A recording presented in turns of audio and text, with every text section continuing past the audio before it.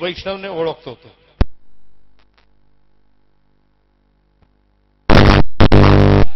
ત્યાં કામ કરવાનું આવે છે, ત્યાં કોઈ મુખિયા નથી હોતા, ત્યાં કોઈ ભીતરિયા નથી હોતા.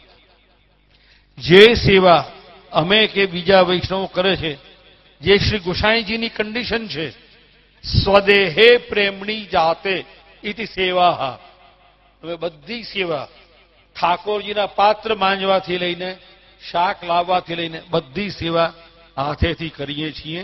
અહીં ભારતમાં કોઈ આ નથી કરતું. આટલા મને 35 વર્ષ થઈ ગયા. અત્યારે વહુજી સાથે આ જે બે બહેનો અહીંયા બેઠા છે, એક આ જયાબેન અને એક આ ઇન્દુબેન, આ 3-4 બહેનો મળીને અન્નકૂટની બધી સખડી હાથે પહોંચે છે. અને અન્નકૂટની સખડી તો બધી વહુજી જ કરે છે. ત્યાં પણ 250-300 વૈષ્ણવો પાતળ લે છે બહેનો. એક ભીતરીઓ વાસણની સેવા કરવા કોણ આવે છે? જે આ દેશમાં થવાનું નથી. ચાર્ટર્ડ એકાઉન્ટન્ટ, સોલિસિટર, ડોક્ટરો એ વાસણ ધોવા આવે છે.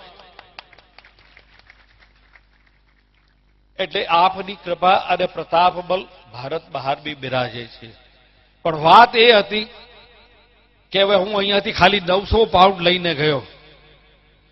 મને મારા સોલિસિટરે કહ્યું કે તમને અહીંયા રહેવા મળે જ નહીં, આ કાયદાની વિરુદ્ધ છે, પણ હવે તમે કહો તો હું કાગળ લખું. અને એ વખતે ફરી મને આ આજ્ઞા યાદ આવી કે તેરો વિસા વાલો કહા કરેગો. સર્વથા મારું ત્યાં રહેવાનું અસંભવ હતું અને ગવર્મેન્ટે હા પાડી. અસંભવ વાત.